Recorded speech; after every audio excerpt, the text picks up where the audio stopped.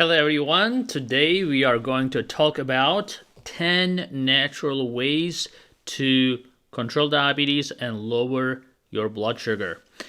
These are all the foods that you can incorporate in your diet without having to take extra supplements. So, I'm Dr. Ahmet Ergin. I'm an endocrinologist, a diabetes education specialist, and metabolism expert. So, let's get started, guys. So the number one food in my list is spinach. Now, spinach is very versatile. You can cook it, you can use it in your salads. The only time I would probably avoid spinach is if you have kidney stones or have history of kidney stones, because spinach definitely raises your risk for that. But other than that, it is high in fiber. It is awesome. You can utilize it as much as you can due to high fiber content. Not only is it delicious, but also help lower your blood sugar.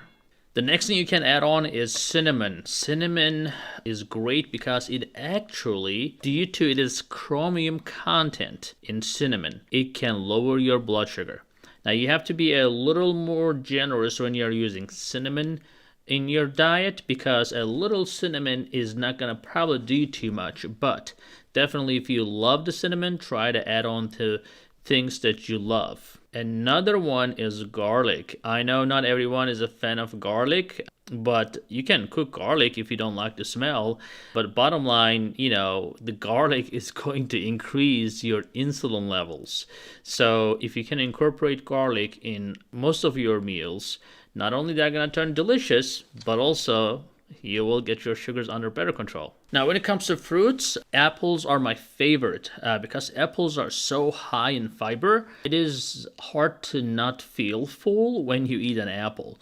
So that's going to help prevent overeating. And you can incorporate apples in your salads. You can eat it with peanut butter. It's such a versatile fruit, and it will not spike your blood sugar. Of course, unless you eat a lot of it, but definitely it's a very high in fiber, it is filling, and it's one of the best fruits for diabetes. Now the next one in the list is turmeric. Now turmeric, which is curcumin, the active ingredient in it, it actually directly goes to your beta cells and improves the insulin secretion and improves the health of your beta cells. Now, turmeric can cause a lot of gastrointestinal upset if you overdo it. I would suggest that you kind of start slow and increase your turmeric in your diet to avoid the gastrointestinal distress, but definitely it's one of the best things as a diabetic you can use. Not only for diabetes or blood sugars, but turmeric also helps control joint pains as well. Now, bitter melon is the next one. Bitter melon is something that not very commonly found in the stores, but you can definitely find these in ethnic stores, and you can definitely cook bitter melon. I mean, we have a supplement that has a bitter melon just because the bitter melon is not necessarily a common item. But if you like the taste and if you can find some good recipes, bitter melon can actually increase your insulin secretion directly as well. And that's going to happen only when you eat food. So that's another plus. Of course, Greek yogurt is something that is definitely in the list because of the probiotic. If you're not a yogurt person, I would suggest having probiotics or prebiotics. Whatever you can get your hands on is definitely something very important to reduce the inflammation in your body. Its antioxidant content definitely help lower the blood sugars. Remember, diabetes is an inflammatory disease. Whatever you can do to lower your inflammation in your body will help your diabetes. As a result, probiotics are important when it comes to that. So, when it comes to legumes, I would say lentil is the king of the legumes, and lentils are amazing because of the protein content, a lot of protein in lentil actually, and it's super high in fiber. So not only helps your diabetes, but also lowers your cholesterol significantly. So again, you can make lentils in a variety of ways. You can make a soup, you can use as a topping, but try to find recipes and ways to incorporate lentils that will definitely help control your diabetes. Unless you're a carnivore and you don't eat any legumes, that's a different story.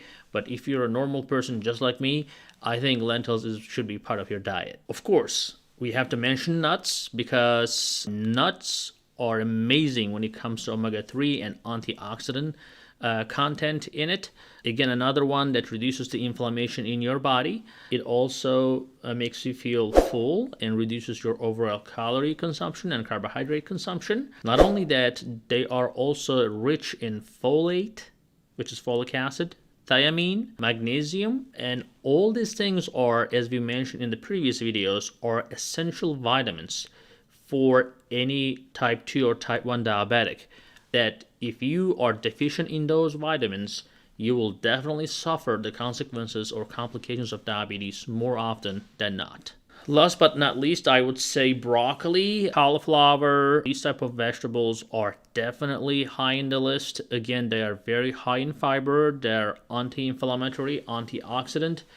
Any food and vegetable that does that definitely will help your diabetes control. Again, don't be distracted by saying, oh, this increased my blood sugar, that increased my blood sugar. Concentrate on healthy foods, healthy lifestyle. Of course, if you're not exercising at all, and if you're overweight and you're not taking any medication, etc., anything can spike your blood sugar. But the answer is not to go and eat bacon or go eat processed meats and stuff like that, or go eat margarine. You have to make sure that you're still on a healthy diet, because your health is not just your blood sugar. Remember that, guys. We'll see you in the next video. Give a thumbs up, give a like, and please share our videos. Alright, thank you for watching, and I want you to be more informed and more educated. So to do that, go ahead and watch this next video right here.